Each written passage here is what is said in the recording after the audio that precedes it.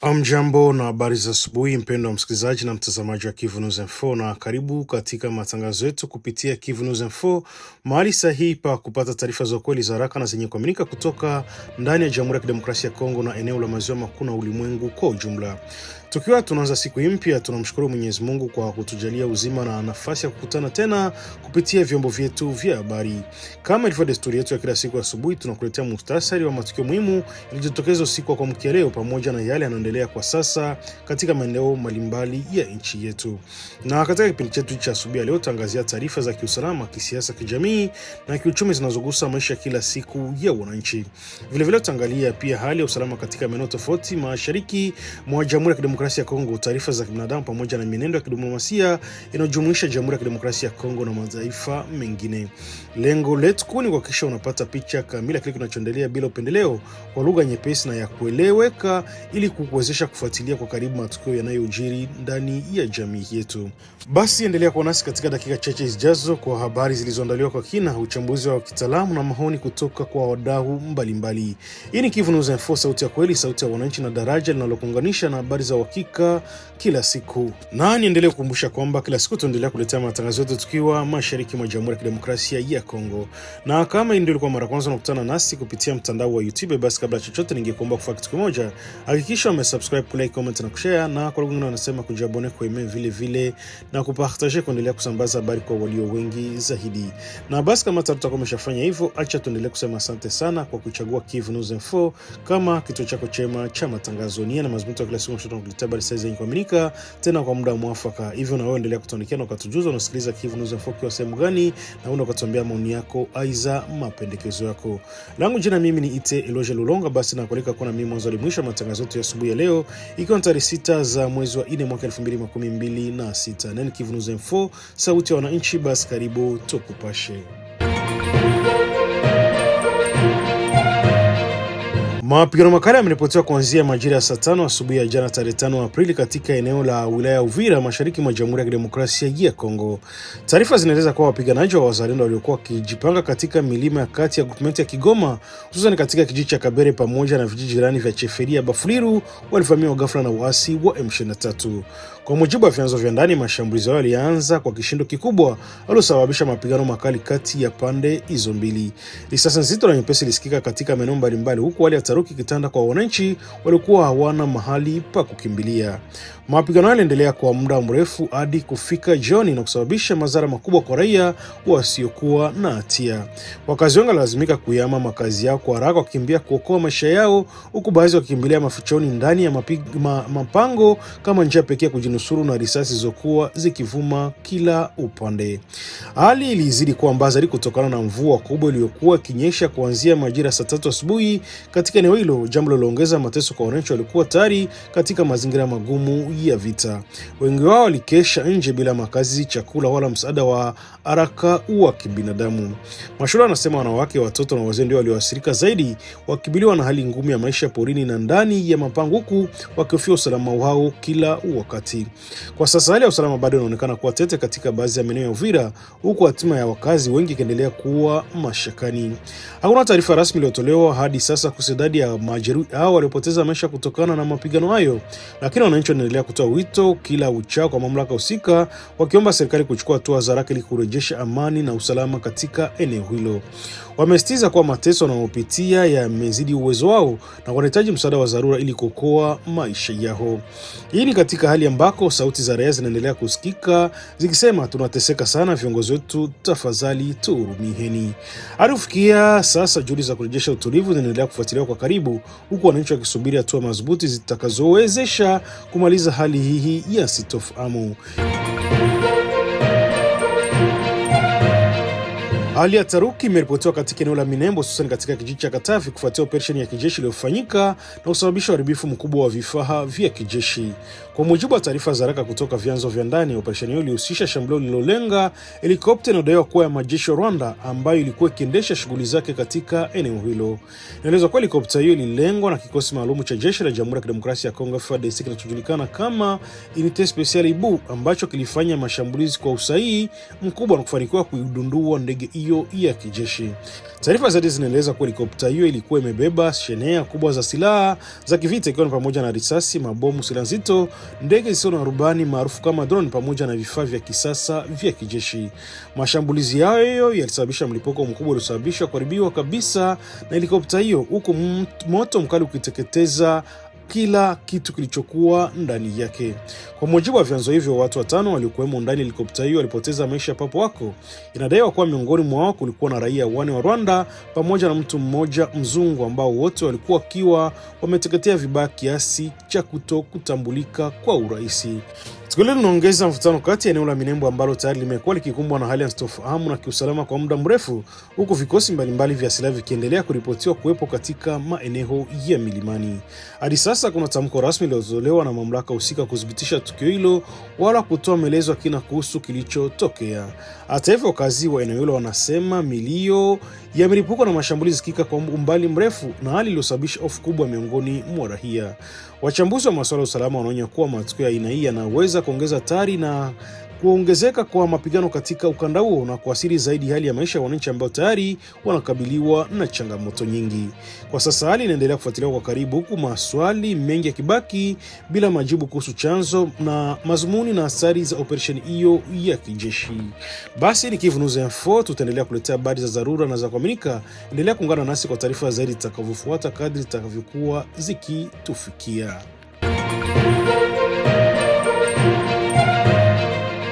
Muungano uliofikiwa mwaka 2014 kati ya kundi la silaha la Twirwaneho linalotokana na jamii ya Banyamulenge katika Kivu Kusini na waasi wa M23 unaelezwa kuwa mabadiliko makubwa ya kihistoria katika uhusiano kati ya jamii hiyo na Rwanda. Haya yamethibitishwa kupitia ripoti iliyochapishwa mwezi Aprili na taasisi ya utafiti Congo Research Group pamoja na Center for International Cooperation na kituo cha afya kikuu cha New York. Kwa mujibu wa ripoti hiyo, tangu kipindi cha uasi wa RCD kati ya mwaka 1998 hadi mwaka 2003, baadhi ya makamanda wa mashauri wa Banyamulenge walikuwa na msimamo mkali wa kupinga ushawishi wa Rwanda. Walidai kuwa nchi hiyo iliwahi kulitumia vibaya kundi lao katika vita zilizopita, aliloharibu uhusiano wao na jamii nyingine za Kongo.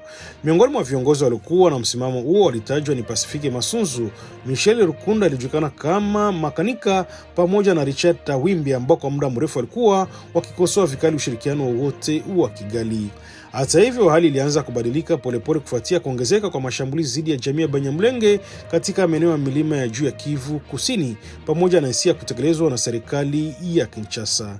Kuanzia mwaka 2023, baadhi ya wanachama wa diaspora ya Banyamulenge walianza kushinikiza mwelekeo mpya wa kisiasa na kijeshi, wakimaanisha ukaribu wa kundi la waasi la M23.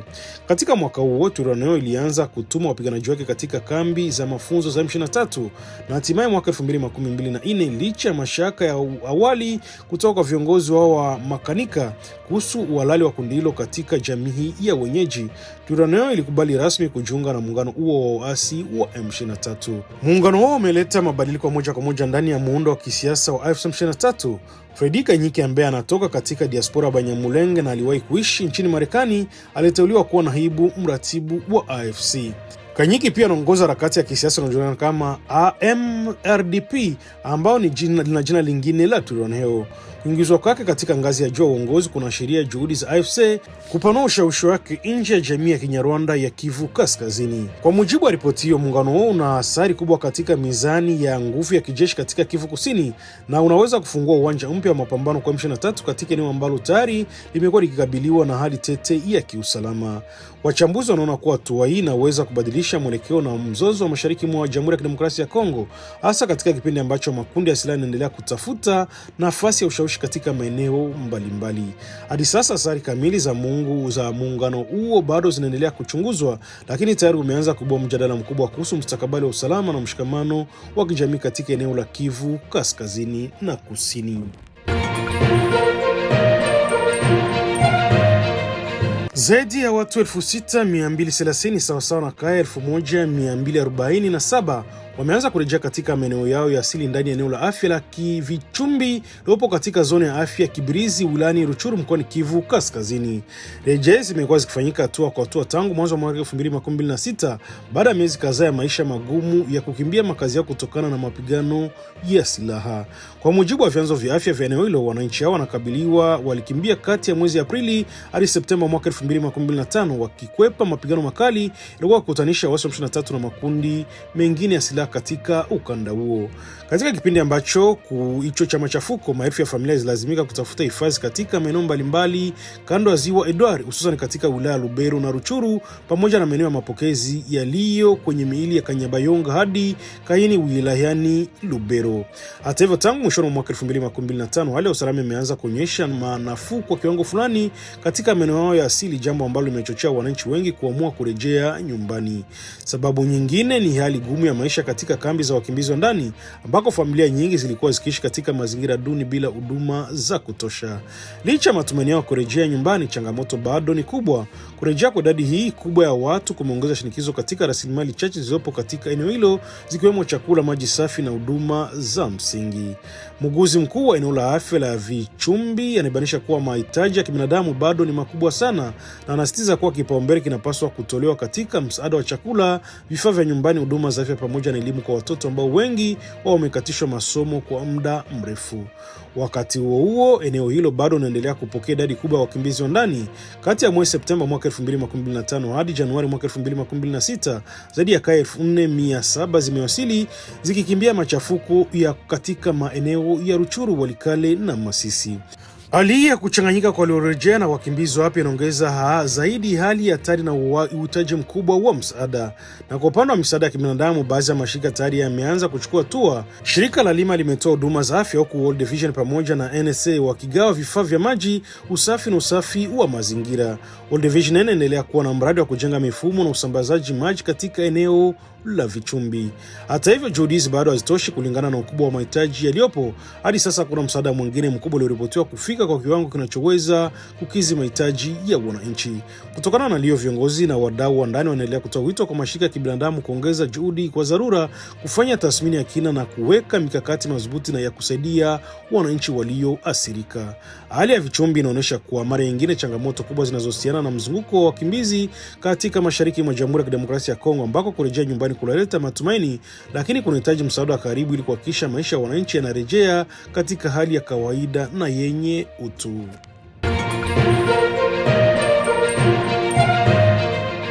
Mji wa Uvira uliopo katika mwambao wa ziwa Tanganyika mashariki mwa Jamhuri ya Kidemokrasia ya Kongo umeendelea kuwa kitovu cha mabadiliko makubwa ya kijeshi kufuatia matukio yaliyotokea mwishoni mwa mwaka 2025. Kwa mujibu wa ripoti iliyochapishwa mwezi Aprili mwaka 2026 na taasisi za utafiti za Congo Research Group pamoja na Center on International Cooperation ya kituo cha New York, kutekwa kwa mji wa Uvira huo tarehe 10 Disemba mwaka 2025 na waasi wa M23 kwa kushirikiana na vikosi vya Rwanda kulibadilisha kwa kiasi kikubwa mwelekeo wa vita katika eneo hilo.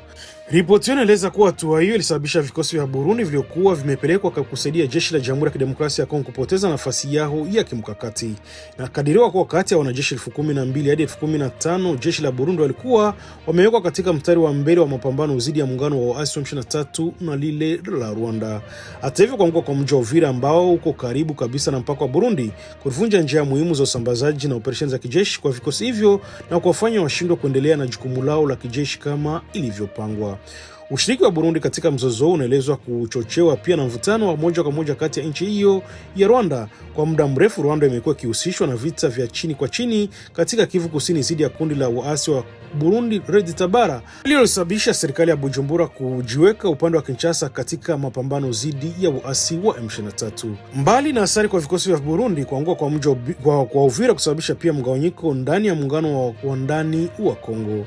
Mapigano yalizuka kati ya wazalendo yalikuwa wamewasishwa kusaidia serikali kupambana na M23 na jeshi la kawaida la Jamhuri ya Kidemokrasia ya Kongo FARDC.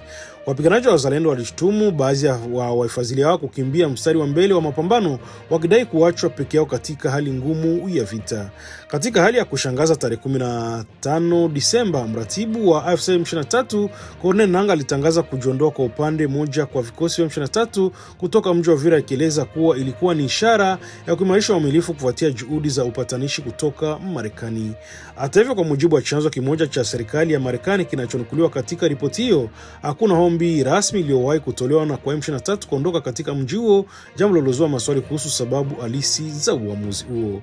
Baadaye tarehe 18 Januari, jeshi la Jamhuri ya Kidemokrasia ya Kongo FARDC litangaza kurejesha udhibiti wa mji wa Uvira, hatua iliyowapelekea kwa mafanikio muhimu katika juhudi za kurejesha mamlaka ya serikali katika eneo hilo. Kwa jumla, tukio la Uvira linaonekana kuwa hatua muhimu iliyobadilisha mezani ya nguvu katika mzozo wa mashariki mwa DRC, ikionyesha ugumu wa ushirikiano wa kijeshi na kisiasa katikati ya pande mbalimbali zinazohusika. Watu wawili wamejeruhiwa vibaya kwa risasi katika tukio la usiku lililotokea kati ya Ijumaa na Jumamosi kwenye Avenue des Ports katika karti ya Kasenga mjini Uvira mkoani Kivu Kusini. Tukio la kiusalama limezua hofu na maswali mengi miongoni mwa wakazi wa eneo hilo, huku likithibitishwa na muundo wa kiraia unaojulikana kama Nouvelle Société Civile Congolaise kupitia mwili wake wa kusini. Akizungumza na vyombo vya habari, mratibu wa shirika hilo katika ngazi za mkoa, Mafikiri Mashimango Martin, alieleza kuwa watu hao wawili walipigwa risasi na wanashukiwa kuhusika na matukio ya wizi iliyoripotiwa katika eneo hilo usiku huo. Hata hivyo, alisisitiza kuwa taarifa hizo bado zinahitaji kuthibitishwa rasmi na vyombo vya usalama. Kwa mujibu wa maelezo yake, mmoja wa majeruhi alipatiwa msaada wa haraka na kupelekwa katika kituo cha afya kichopo karibu kwa ajili ya matibabu, na hali yake inaelezwa kuwa imeanza kuimarika. Kwa upande wa majeruhi wa pili, hali yake ilikuwa mbaya zaidi wakati wa kupelekwa hospitalini, hasa kutokana na majeraha makubwa kichwani. Hadi sasa kuna taarifa rasmi iliyotolewa kuhusu maendeleo ya afya yake. Mafikiri Mashimango Martin ametumia fursa hiyo kupongeza juhudi zinazofanywa hivi karibuni na vyombo vya usalama katika kuimarisha hali ya amani ndani ya mji wa Uvira, ambako kumekuwa na utulivu wa kiasi katika miezi ya hivi karibuni. Hata hivyo, amesisitiza umuhimu wa kufanyika uchunguzi wa kina, haraka na uwazi ili kubaini ukweli wa tukio hilo. Ameonya zidi ya vitendo vinavyochukuliwa sheria mkononi, akitaka mamlaka kuhakikisha taratibu za kisheria zinafuatwa kikamilifu. Ni muhimu ukweli wote ujulikane kuhusu tukio hilo, ikiwemo utambulisho wa waliojeruhiwa na mazingira halisi yaliyosababisha kupigwa kwa risasi, alisisitiza. Amekumbusha serikali kuwa jukumu la kulinda raia na mali zao ni la msingi, na hivyo kutoa wito kwa mamlaka kuongeza ulinzi, hasa katika maeneo yanayoonekana kuwa hatarishi. Tukio linajiri katika kipindi ambacho hali ya usalama mji Uvira umeanza kuimarika kwa kiasi, ikiwa ni pamoja na kupungua kwa matukio ya mashambulizi ya silaha na mauaji ya kiolela. Hata hivyo, vitendo vya uhalifu wa hapa na pale kama wizi wa usiku na mashambulizi ya ghafla bado vinaendelea kuripotiwa katika baadhi ya maeneo ya mji huo, hali inayofanya wananchi kuendelea kuwa na wasiwasi kuhusu usalama wao. Hadi sasa vyombo rasmi vya usalama havijatoa taarifa yoyote kuhusu tukio hili, jambo linaloacha pengo la taarifa kwa wananchi wanaosubiri ufafanuzi zaidi. Kwa upande wao, wakazi wa Uvira wanaendelea kusubiri majibu kutoka kwa mamlaka, wakitarajia hatua madhubuti zitachukuliwa ili kuhakikisha matukio kama haya hayajirudii tena.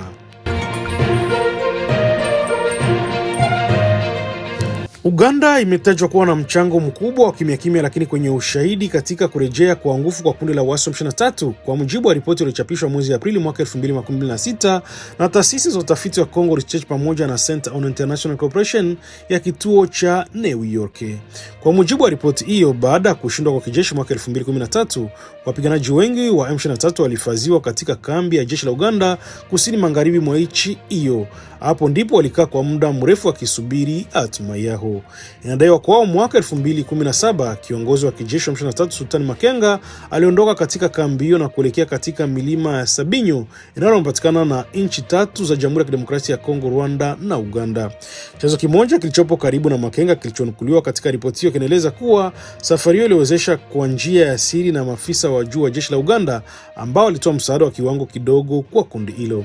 Hata hivyo, ripoti hiyo inaeleza kuwa hatua hiyo haikuwa sehemu ya mpango rasmi wa kuanzisha upya vita bali ilikuwa ni matokeo ya wapiganaji waliokuwa wamekosa mwelekeo wakiwa uhamishoni.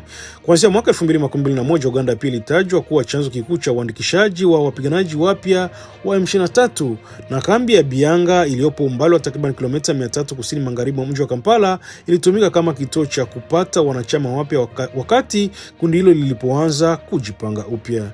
Ripoti inaeleza kuwa zoezi hizo la uandikishaji lilifanyika kwa msaada wa angalau uelewa na baadhi ya mamlaka za Uganda, ingawa haijaweka wazi kama ilikuwa ni sera rasmi ya serikali au hata watu binafsi ndani ya jeshi. Mvutano ulipowepo kati ya Rwanda na Uganda umetajwa kuwa moja sababu zilizochochea Rwanda kurejea kuunga mkono M23 mwaka 2021.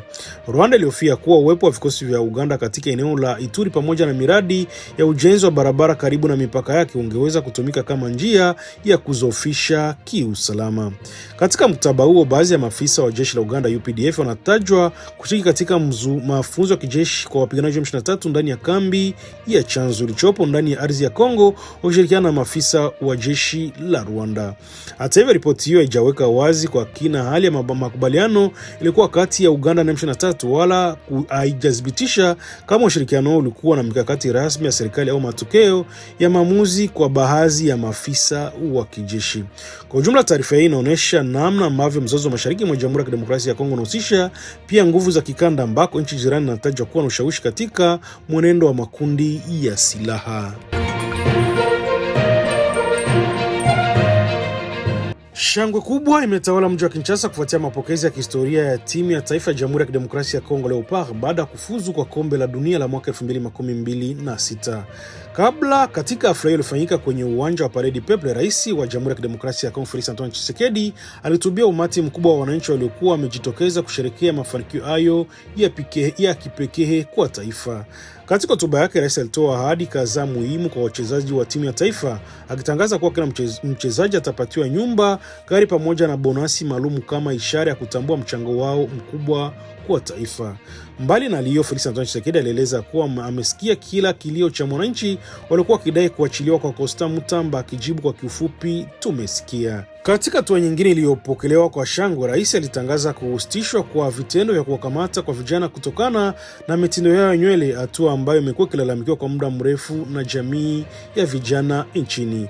Hata hivyo, wakati wa sherehe hizo, siasa zinaendelea kujitokeza waziwazi. Baadhi ya wananchi walisikika wakipiga kelele na kumtaka rais kuongezwa muhula wa uongozi, wakisema ongezwa manda, lakini rais aliepuka kujibu moja kwa moja, akisema tupo hapa kwa ajili ya Leopard. Sherehe hizo zilianza tangu uwanja wa ndege ambako wachezaji walipokelewa kama mashujaa kabla ya kuelekea hadi Parade Pepe kupitia msafara mkubwa ulioshinikizwa na maelfu ya wananchi waliokuwa wakishangilia.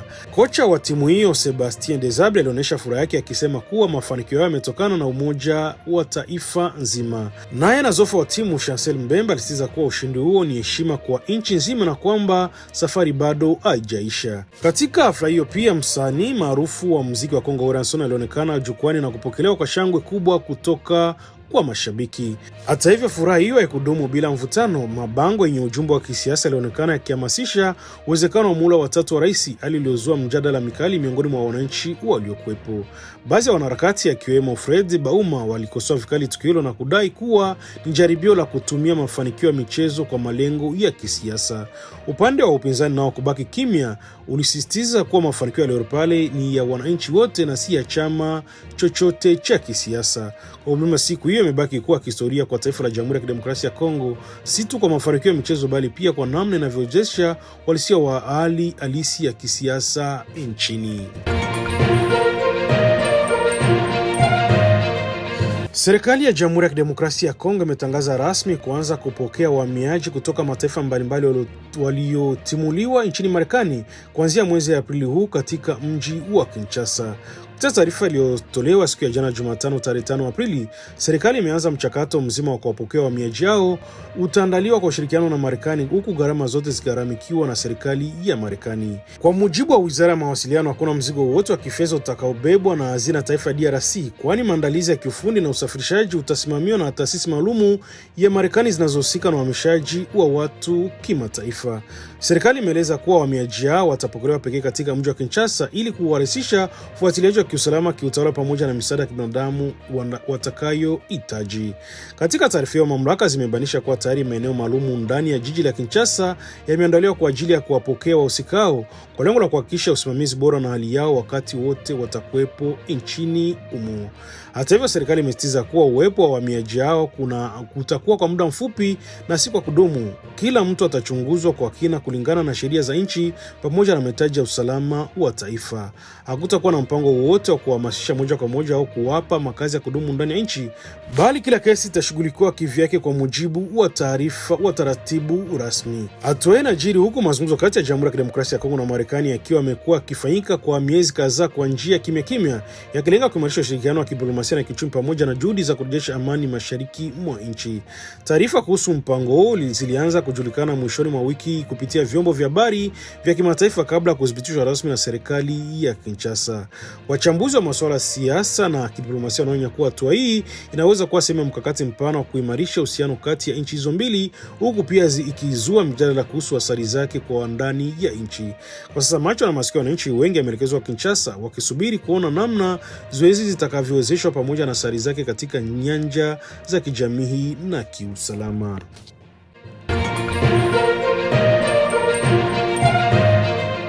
Na kufikia hapo ndipo tunafika mwisho wa matangazo yetu ya asubuhi ya leo kupitia Kivu News Info, ikiwa leo ni tarehe 6 za mwezi wa 4 mwaka 2026.